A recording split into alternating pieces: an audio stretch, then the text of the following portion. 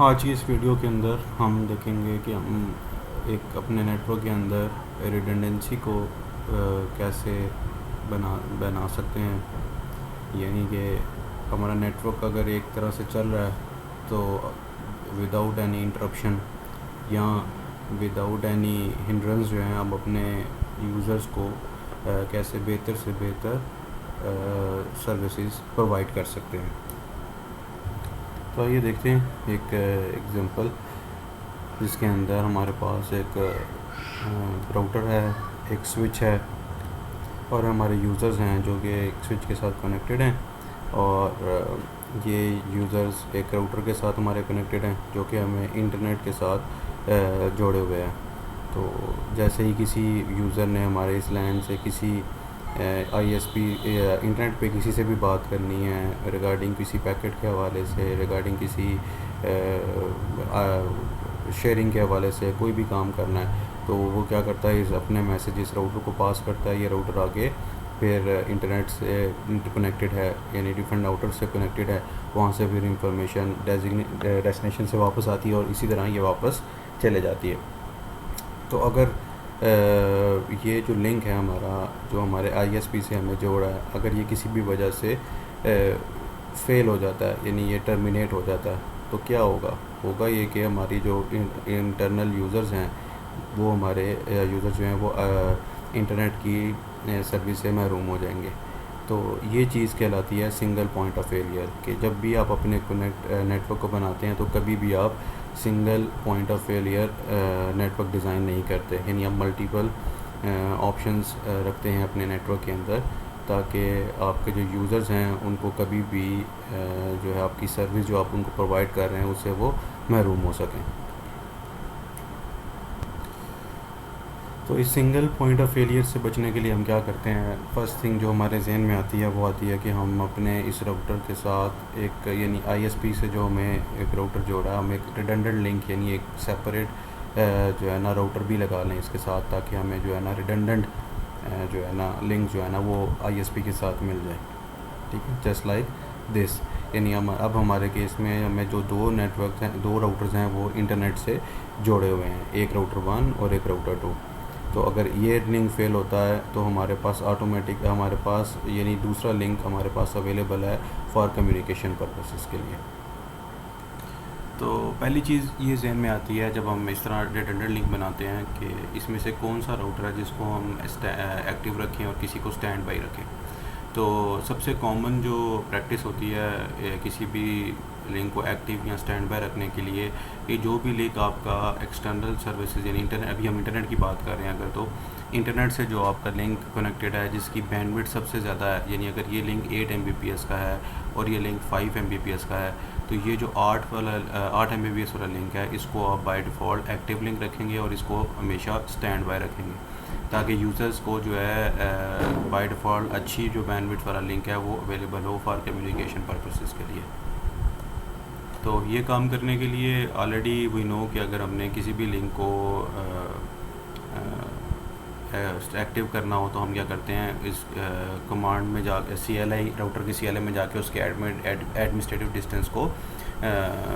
कम ज़्यादा करते हैं for active and stand by के लिए। तो जब आपकी कम्युनिकेशन स्टार्ट होती है, वंस आप ये सारा कुछ एक्टिव स्टैंड बाय लिंक बना लेते हैं, तो अगर ये वाला लिंक आपका फ़ेल हो जाता है तो होता क्या है कि आपके यूज़र्स को अब पहले यानी आपने अपने यूज़र को कॉन्फ़िगर किया हुआ था एक डिफ़ॉल्ट गेटवे के साथ, दैट इज़ 10.1.1.1। ठीक है, तो यूज़र्स की ट्रैफिक जब इधर से इधर आती थी तो यहाँ से ऑटोमेटिकली ये गेटवेज़ को मिल जाता था, तो ये आगे आपको इंटरनेट से मिला देते थे। अब जब इन केस ये वाला जो आपका एक्टिव लिंक है ये फ़ेल हो जाता है, तो अब आपको करना क्या पड़ेगा, आपको करना ये पड़ेगा कि यूज़र्स को बताना पड़ेगा कि आपको जो डिफ़ॉल्ट गेटवे है वो अब क्या हो गया 10.1.1.2। अब ये जो काम आपने यूज़र को रन टाइम पे बताना है कि वो अपना गेटवे चेंज करे बाय यूजिंग एनी मेथड, आपने जो भी इसमें एप्लीकेशन आपने सेटिंग की हुई है, रन टाइम पे यूज़र से ये करवाना जब एक स्मूथ एप्लीकेशन, एक स्मूथ नेटवर्क डिफरेंट किस्म की सिनेरियोज़ में इम्प्लीमेंट हुआ है, यानी रियल टाइम एप्लीकेशंस कहीं पे होस्ट हुई, लोग काम कर रहे हैं, लोग रियल टाइम किसी अपने डिफरेंट सब ऑफिस से कनेक्टेड हैं, तो इस केस में ये काम करवाना एक अपने यूज़र से एक तो बहुत बड़ी गलती भी है और दूसरा ये बहुत ज़्यादा मुश्किल भी हो जाता है। तो इस प्रॉब्लम को ओवरकम करने के लिए कि हमें अपने यूज़र्स को बताना ना पड़े कि आप अपना गेटवे चेंज कर ले, हमारे पास एक प्रोटोकॉल है जो ये हमारे लिए रिडंडेंसी का बड़ा काम करता है, जिसको कहते हैं FHRP, first hope redundancy protocol. तो FHRP के अंदर बेसिकली 3 प्रोटोकॉल्स होते हैं। एक को कहते हैं FHRP, एक को कहते हैं GLBP, VRRP एंड HSRP। तो रिडंडेंसी तो के लिए तो हमने ये अल्टरनेट 2 लिंक्स तो लगा लिए। तो first of redundancy protocol actually करता क्या है, ये बेसिकली करता ये है कि जब आप ये 2 रिडंडेंट लिंक्स अपने अपने नेटवर्क के अंदर लगा लेते हैं यूज़र्स के लिए, तो अब आपने चेक करना है कि यूज़र्स को जो है यूज़र को बड़ी स्मूथ जो है वो अपनी सर्विसेज मिलती रहें। तो उसके लिए एक तो तरीक़ाकार जैसे हमने पहले देखा कि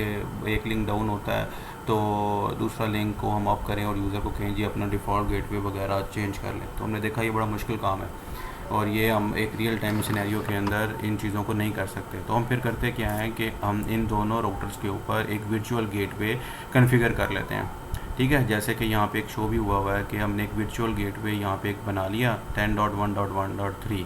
यहाँ पे भी और इस राउटर पे भी, और यूज़र्स को बता दिया कि अब आपने जो कम्युनिकेशन करनी है वो ना तो 1.1 पे करनी है ना 1.2 पे करनी है, जो एक्चुअल इनके गेटवे हैं। आपने वर्चुअल गेटवे के ऊपर अपनी कम्युनिकेशन को भेजना है। तो जब इन दोनों राउटर्स के पास जो भी राउटर एज एन एक्टिव करेगा, दूसरा स्टैंड पे होगा, जब उस पर ट्रैफिक आती है वर्चुअल गेटवे की, तो वो समझ जाता है कि यहाँ ये ट्रैफिक मेरे लिए है और ये आगे पे ट्रांसफ़र कर देता है। अब दूसरी बात जो आती है कि कौन सा राउटर स्टैंड बाय रहेगा और कौन सा एक्टिव बनेगा। तो वो सिनेरियो वो चीज़ एक नेटवर्क एडमिनिस्ट्रेटर पे या नेटवर्क एडमिनिस्ट्रेटर के ऊपर होता है कि वो क्या किस लिंक को वो एक्टिव करना चाहता है, किस को वो स्टैंड बाय रखना चाहता है। उसके लिए वो डिफरेंट सेट ऑफ चीज़ों को देख सकता है कि इस चैनल की बैंडविड्थ कितनी है, इसकी आगे जो मेरे पास ISP से कनेक्शन का मैकेनिज़्म है वो किस तरह का है। तो ये सारी चीज़ें जो है वो देख के वो सिलेक्ट करता है कि कौन से राउटर को मैंने स्टैंड बाय करना है। इधर मैंने राउटर 1 को एक्टिव करना है या स्टैंड बाय करना है, या राउटर 2 को एक्टिव या स्टैंड बाय करना है। तो प्रिलिमिनरी आम तौर पर जो किया जाता है वो डिपेंड किया जाता है उसकी बैंडविड्थ के ऊपर, किस चैनल की बैंडविड्थ ज़्यादा है। अगर दोनों चैनल की बैंडविड्थ आपने एक जैसी रखी हुई है तब भी है कि आप उसका एडमिनिस्ट्रेटिव डिस्टेंस देख लें, या एडमिनिस्ट्रेटिव डिस्टेंस खुद से आप जो है ना डिफ़ाइन कर लें कि किसको मैंने एक्टिव या स्टैंड बाय करना है। तो ये है एक फर्स्ट ऑफ रिडंडेंसी प्रोटोकॉल के जब भी आप क्या करते हैं अपने